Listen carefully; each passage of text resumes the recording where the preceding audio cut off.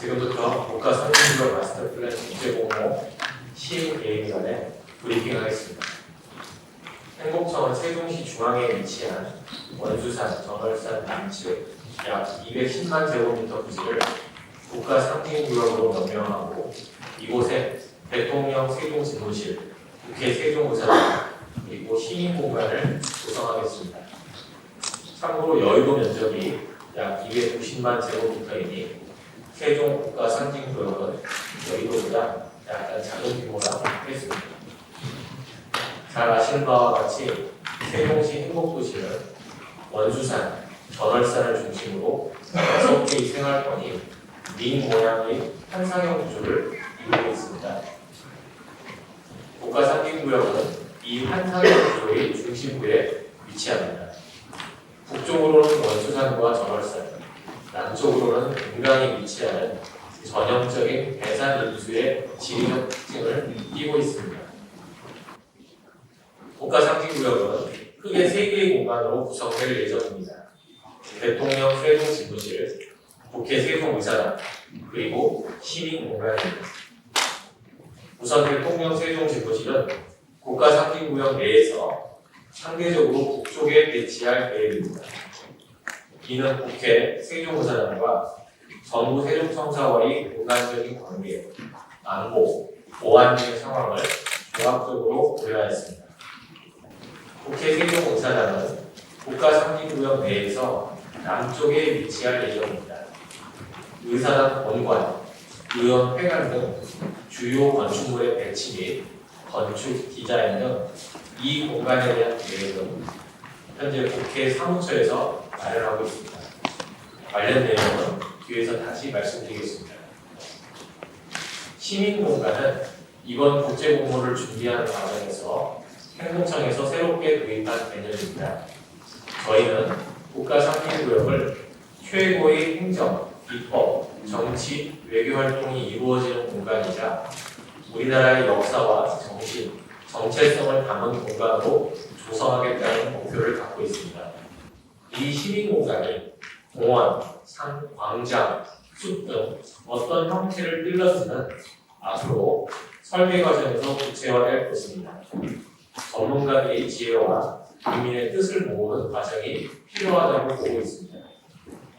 행복청은 국가 상징구역의 기본적인 밑그림이라 할 수 있는 국가 상징구역 도시계획을 이번 국제공모를 통해 마련하겠습니다.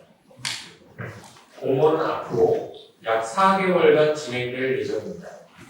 우선 금년 11월까지 국내외 유소의 도시계획가 및 건축가로부터 국가 상징구역 도시계획에 관한 아이디어를 제안받을 계획입니다. 그런 다음 일반 시민들의 선호 조사, 전문가 심사 등의 과정을 거쳐 12월경 최종 도시계획안을 선정할 계획입니다. 공모에서는 국가 상징구역 전체에 대한 도시계획과 더불어 대통령 세종집무실에 대한 조감도도 함께 제안받게 됩니다. 즉, 대통령 세종집무실의 건축적인 컨셉도 근본 공모를 통해 볼 수 있을 것입니다. 참고로 국회 세종의사당의 건축 설계는 근본 공모 결과를 토대로 국회 사무처에서 내년 상반기까지 마련할 계획입니다. 하지만 두 시설의 조화로운 건립을 위해 근본 공모에서 주요 건물, 예컨대 국회 본관과 집무실 본관의 공간적 관계 등은 제안을 받을 계획입니다. 국가 상징구역 마스터 플랜 국제공모는 대통령 집무실과 국회가 한 공간에 위치하여 행정, 입법 활동이 함께 이루어지는 장래 국가 운영의 중심 공간을 디자인하는 작업입니다. 즉, 세종을 명실상부한 행정수도로 만들어가는 첫걸음이라 하겠습니다. 행복청은 각계 전문가들의 지혜와 국민들의 뜻을 모아 국가 상징구역을 세계적인 랜드마크로 만들겠습니다. 앞으로 국민 여러분과 언론인들의 많은 관심과 응원을 부탁드리겠습니다. 이번 국제 설계 공모는 도시계획에 관한 공모이기 때문에 전체적인 건축물, 대통령 세종집무실과 국회 세종이사장에 대한 그 공정이나 일정 이런 것들은 제한받지는 않습니다. 해당 사항은 아니고요. 그것은 아마 설계가 끝나고 이제 착공 들어갈 때 그때 이제 계약에 의해서 체결되는 그런 상황으로 이해하시면 될 것 같습니다. 그다음 먼저 질문 주신 것은 27년에서 30년 정도, 약 3년 정도, 2년 반 정도 뭐 이렇게 늘어진 지연된 이유에 대해서, 사유에 대해서 질문을 주셨는데요. 당초에 저희들 계획은 27년 하반기 중반, 이 정도쯤이면 중반이라고 했던 것 같은데요. 그때까지 대통령 세종집무실을 완성하겠다라는 계획을 갖고 있었습니다. 그리고 그 계획 하에 대통령 집무실 건립에 관한 계획안을 저희가 마련을 해서 관계기관 간 협의를 진행을 했었습니다. 그런데 그 관계기관 협의가 여러 가지 사유에서 잘 아시는 바와 같이 작년 하반기부터 금년 상반기까지 있었던 그러한 여러 가지 정치적인 환경들 이런 여건 속에서 협의가 제대로 진행되지 못한 점이 있었습니다. 그리고 그런 부분들이 감안되어서 현실적으로 다시 저희가 새 정부 들어서면서 구체적으로 저희들이 목표를 다시 점검한 결과 30년 대통령 임기 내까지 최선을 다해서 건립을 추진하는 것으로 국민들께 말씀드리는 것이 맞겠다. 그렇게 결정을 하였습니다. 그래서 지금 아까 말씀드린 바와 같이 대통령 임기 내에 건립에 차질이 없도록 최선을 다하겠다. 그렇게 지금 추진하고 있습니다. 이주 종사자들의 주거 문제에 대해서는 단편적으로 제가 오늘 말씀드리는 것보다는 적당한 시기에 종합적인 대책을 마련해서 말씀드리는 것이 혼란을 방지할 수 있을 것 같습니다. 그때 종합적인 이주 대책을 발표할 때 그때 한꺼번에 말씀을 드리겠습니다. 이거 지금 언제쯤?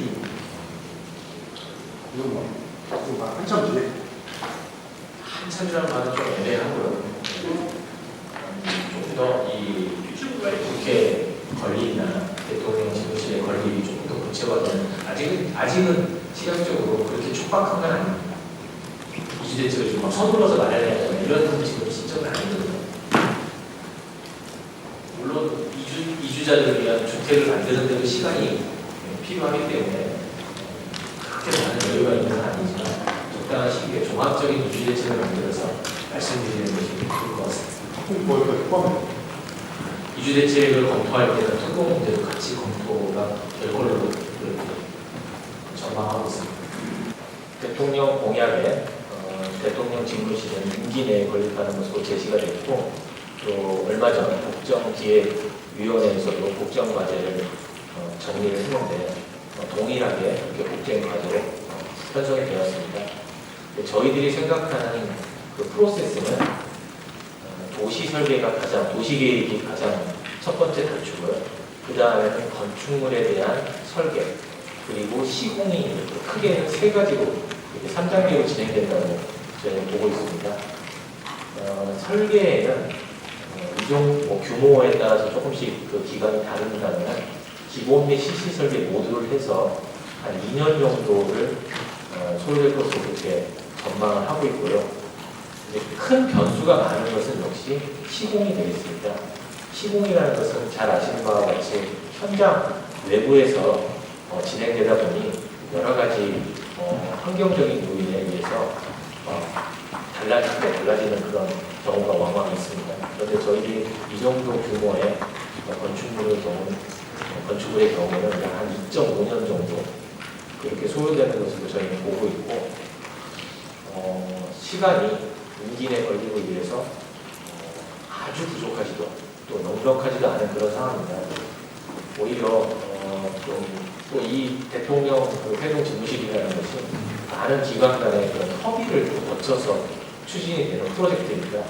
그러다 보니까 많은 협의하는 데도 시간이 필요하고 해서 공정관리를 잘 해야 되겠다라는 그런 각오를 다지고 있습니다. 아무쪼록 저희 행복청은 이 프로젝트가 대통령 공약과 같이 임기 내에 차질 없이 건립될 수 있도록 공정관리에 철저를 기하고 최선을 다하겠다는 그런 말씀을 드리겠습니다. 도시를 설계하는 데 있어서 가장 핵심이 되는 그런 시설을 중심으로 생각해 보았을 때 관련된 또 여러 가지 인프라가 같이 이제 조성이 되는 그런 형태를 띈다. 도시 건설하는 과정에서 그 중에 이제 가장 대표적인 게 교통시설이 되겠습니다.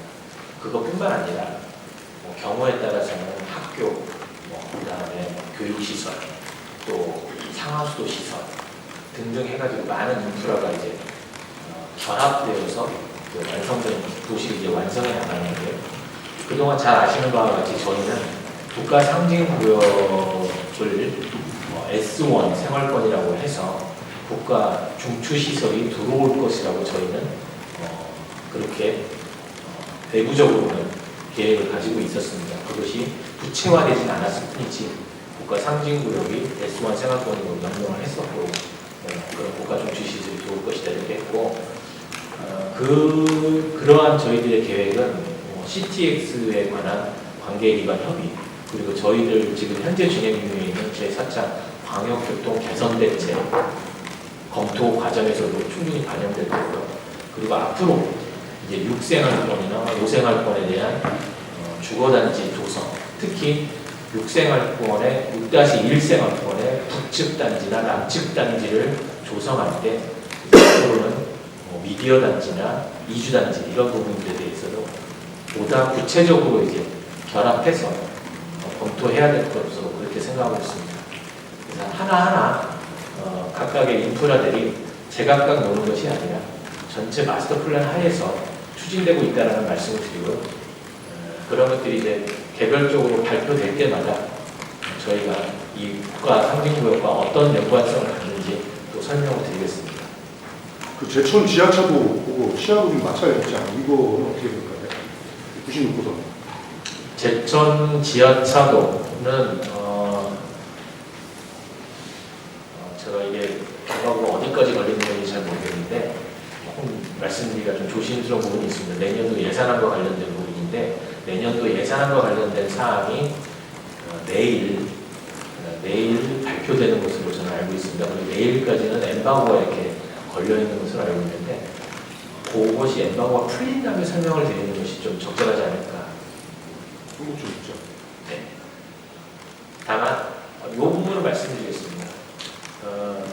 내년도 예산안으로 제시된 부분들은 국회에서 예산 심의 과정을 이제 거치게 되는데 그 과정에서 긴밀하게 종합적으로 검토가 이루어질 것이다. 그렇게 말씀드립니다.